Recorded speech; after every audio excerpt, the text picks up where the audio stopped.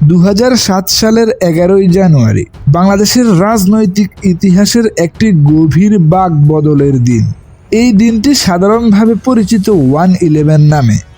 এটি শুধু একটি তারিখ নয়, এটি একটি দীর্ঘ রাজনৈতিক সংকট, ক্ষমতার দ্বন্দ্ব, রাষ্ট্রীয় প্রতিষ্ঠানগুলোর টানাপোড়েন এবং গণতন্ত্র বনাম স্থায়ীশীলতার জটিল লড়াইয়ের প্রতীক।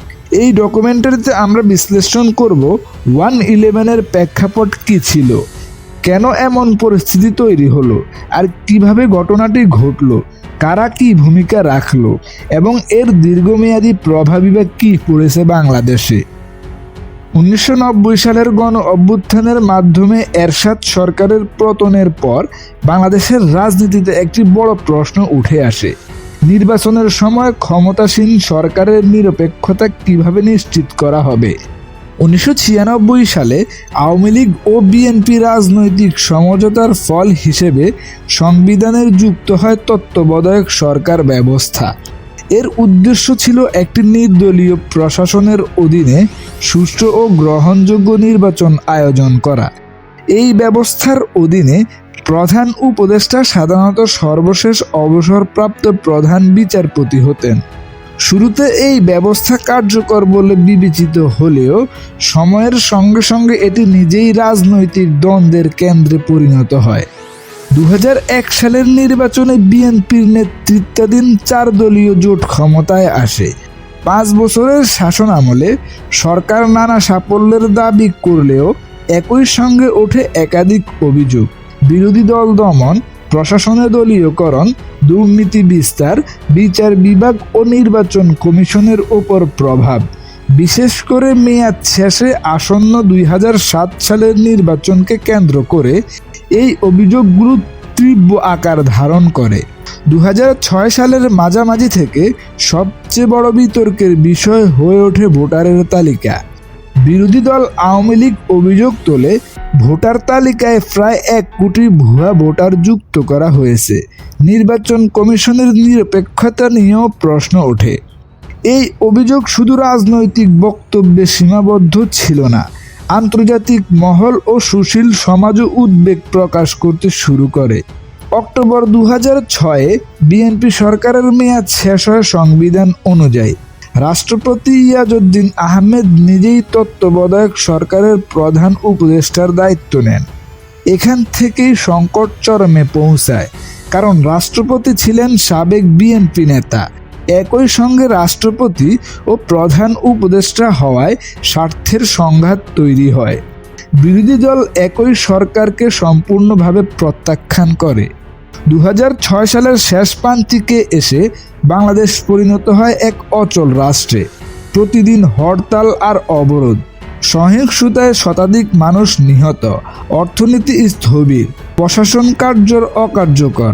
22 জানুয়ারি 2007-এ নির্বাচনের ডেট দেওয়া হয় এবং নির্ধারিত সময়ে নির্বাচনের দিকে দেশ এগুতে থাকে, কিন্তু সেই নির্বাচন যে একতরফা হবে এটা প্রায় নিশ্চিত হয়ে যায়। এই সময় আন্তর্জাতিক মহল, বিশেষ করে ইউরোপীয় ইউনিয়ন, যুক্তরাষ্ট্র ও জাতিসংঘ নির্বাচনের গ্রহণযোগ্যতা নিয়ে প্রশ্ন তোলে। অনেক পর্যবেক্ষক দল বাংলাদেশে না আসার সিদ্ধান্ত নেয়। রাষ্ট্রের ভেতর তখন একটাই প্রশ্ন: এই অবস্থায় নির্বাচন হলে দেশ কি আরও গভীর সংকটে পড়বে? আর তারপরে আসে 2007 সালের 11ই জানুয়ারি সন্ধ্যার নাটকীয় ঘোষণা। রাষ্ট্রপতি ইয়াজউদ্দিন আহমেদ প্রধান উপদেষ্টার পদ থেকে সরে দাঁড়ান। জরুরি অবস্থা ঘোষণা করা হয়।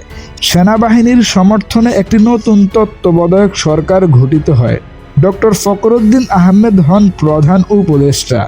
এই ঘটনাই ইতিহাসে পরিচিত হয় 1/11 নামে। দেশে জরুরি অবস্থার অধীনে মৌলিক অধিকার স্থগিত, রাজনৈতিক সভা সমাবেশ নিষিদ্ধ, মিডিয়ার উপর নিয়ন্ত্রণ। সরকারের যুক্তি ছিল রাষ্ট্রকে স্থিতিশীল করতে এসব প্রয়োজন। 1/11 সরকারের সবচেয়ে আলোচিত দিক ছিল দুর্নীতি বিরোধী অভিযান। শতাধিক রাজনীতিবিদদের গ্রেপ্তার, ব্যবসায়ী ও আমলদারদের বিরুদ্ধে মামলা, বিশেষ আদালত ট্রাইব্যুনাল গঠন।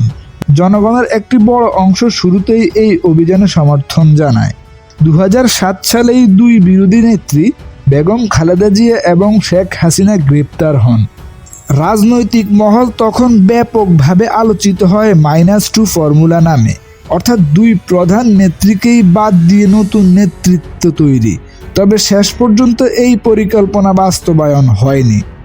1-11-এর সরকার ছিল বেসামরিক, কিন্তু বাস্তবে সেনাবাহিনী ছিল নেপথ্যের শক্তি। প্রশাসনিক সিদ্ধান্ত, সামরিক প্রভাব স্পষ্ট ছিল। এই কারণে অনেক বিশ্লেষণ সেই সময় বলেছিলেন এটি ছিল অঘোষিত সামরিক শাসন। সেই সময়ে নেওয়া হয় কিছু গুরুত্বপূর্ণ সংস্কার: ছবিসহ নতুন ভোটারের তালিকা, নির্বাচন কমিশন পুনর্গঠন, রাজনৈতিক দলের নিবন্ধন বাধ্যতামূলক। এই সংস্কারগুলোই ভবিষ্যৎ নির্বাচনের ভিত্তি তৈরি করে। দীর্ঘ 2 বছরের বেশি সময় পর অর্থাৎ 2008 সালের 29 ডিসেম্বর জাতীয় নির্বাচন অনুষ্ঠিত হয়। ব্যাপক ভোটার উপস্থিতি ছিল, আন্তর্জাতিকভাবেও প্রশংসিত নির্বাচন ছিল সেটি। আর সেই নির্বাচনে আওয়ামী লীগ বিপুল ভোটে বিজয় লাভ করে এবং সরকার গঠন করে। তবে 1-11-এর ইতিবাচক ও নেতিবাচক কিছু দিক রয়েছে। ইতিবাচক দিকগুলো হলো সহিষ্ণুতা হ্রাস পায়, নির্বাচন ব্যবস্থাও অনেক সংস্কার হয়, দুর্নীতির বিরুদ্ধেও বার্তা ওঠে। অন্যদিকে নেতিবাচক দিকগুলো ছিল গণতান্ত্রিক অধিকার স্থগিত করা হয়, বিচার বহির্ভূত গ্রেপ্তারও করা হয়, সেনা প্রবাহের নজিরও রয়েছে। 1-11-এর সেই ব্যবস্থা বাংলাদেশের রাজনীতিতে কয়েকটি স্থায়ী চাপ রেখে গিয়েছিল। তত্ত্বাবধায়ক ব্যবস্থার ভবিষ্যৎ নিয়ে বিতর্ক, শক্তিশালী নির্বাহী বনাম গণতন্ত্রের প্রশ্ন, রাজনৈতিক অস্থায়ীহীনতা।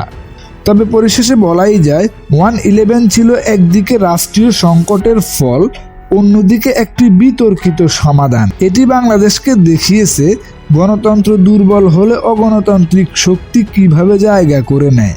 আবার এটাও সত্যি, ওই সময়ের কিছু সংস্কার বাংলাদেশের নির্বাচন ব্যবস্থাকে নতুন ভিত্তি দিয়েছে। তাই 1-11 শুধুই একটি দিন নয়, এটি একটি সতর্ক বার্তা। গণতন্ত্র টিকিয়ে রাখতে হলে রাজনৈতিক দায়িত্বশীলতা, প্রতিষ্ঠানগত শক্তি এবং জনগণের সচেতন অংশগ্রহণ অপরিহার্য। ইতিহাস আমাদের শিখিয়ে গিয়েছে, সংকট এড়াতে হলে গণতন্ত্রকে নিয়মিত চর্চা করতে হয়, নয়তো সংকটই ইতিহাস তৈরি করে ফেলে।